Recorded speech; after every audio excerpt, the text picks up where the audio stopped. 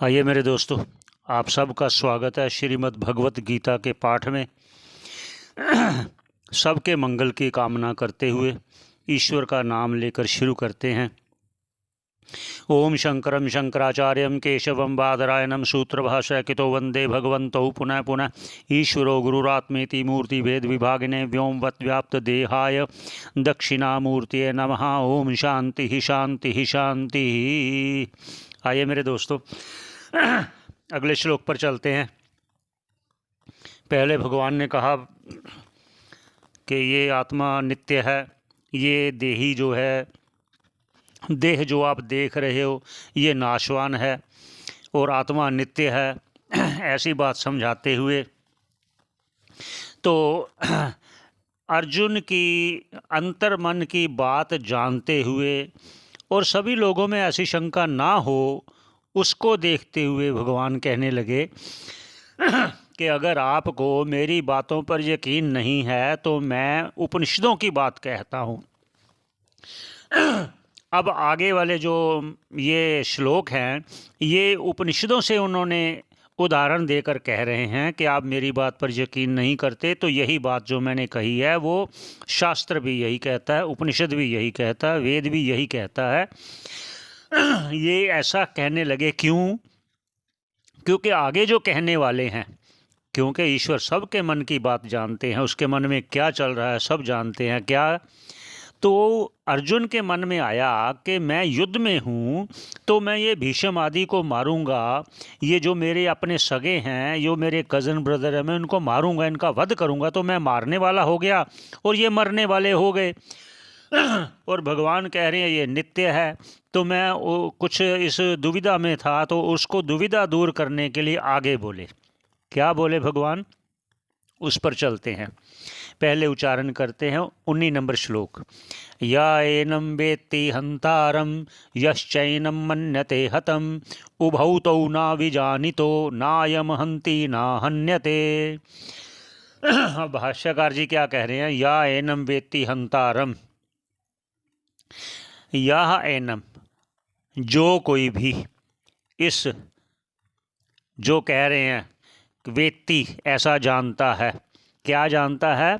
कि हंतारम मैं इसका हनन करने वाला, यश्चैनम मन्यते हतम और ये मानता है कि मैं मारने वाला हूँ और ये मरने वाले हैं। ऐसा जो जानता है उसके प्रति और भाष्यकार जी भी कहते हैं और अन्य आचार्यजन भी कहते हैं। क्या कहते हैं? जो ऐसा मानता है उसके लिए क्या कहा? वो कह रहे हैं यावत कालम भवेत कर्म तावत तिष्ठन्ति जंतवः। मतलब जब तक प्रारब्ध है उसका कोई नाश नहीं कर सकता। और भी कहीं का अपने भाष्यकार जी कह रहे हैं प्रारब्ध पुष्यते वपु, प्रारब्ध रक्षा करता है इस देह की। आपने भी बहुत से देखा होगा, कोई 4 मंजिल से गिर गया तो भी बच गया, कोई मजदूर 4-6 मंजिल से ऊपर से गिरा, नीचे सरिया उसके गर्दन से निकल कर दूसरी तरफ आ गया तो ऑपरेशन से निकल गया फिर भी बच गया। और कोई घर में ही बाथरूम में इधर उधर गिर के बेचारा मौत को प्राप्त हो जाता है। जब तक प्रारब्ध है तब तक उसका नाश नहीं होगा। और भगवान भी कह रहे हैं, राम जी ने भी कहा नारद को कि क्या किंतु काल अनुरोधेन तत् प्रारब्ध संशयात, जिन जिन का प्रारब्ध क्षय होने वाला होगा उनको मैं क्रमेण असुर मंडलम, क्रम से असुर मंडलों का मैं उनका वध करूंगा। देखिए कहा है भगवान राम ने भी कि जिसका प्रारब्ध क्षय होने वाला होगा, क्योंकि भगवान तो जानते हैं लेकिन हम और आप लोग नहीं जानते कौन कौन कब कब जाने वाला है शरीर छोड़कर। इसलिए जब तक काल है, इसलिए तू ये ना समझ कि मैं इसको मारने वाला हूँ। एक ये कहा, ये दूसरा पक्ष है।